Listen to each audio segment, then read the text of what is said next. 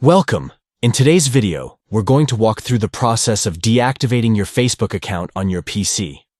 Whether you need a break from social media or want to focus on other things, deactivating your account is a straightforward process. Let's get started. First, open your Facebook account and log in. Make sure you're using the account you wish to deactivate. Once you're logged in, look at the top right corner of the page. You'll see a downward arrow. Click on it. This arrow gives you access to a menu with various options for managing your account. From the drop-down menu, select Settings and Privacy, and then click on Settings.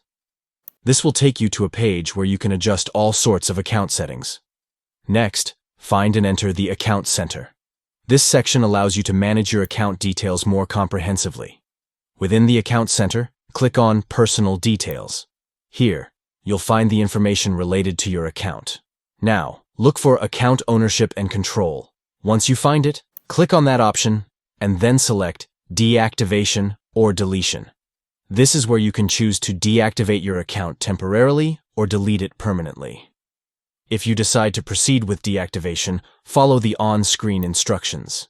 Facebook will guide you through the process, ensuring that you understand what deactivating your account means. Remember, deactivation is reversible, so you can come back whenever you want. After you've followed the instructions, your account will be deactivated. It's that simple. If you change your mind, you can reactivate your account anytime by logging back in. Thank you for watching. If you found this video helpful, don't forget to like, comment, and subscribe for more tips.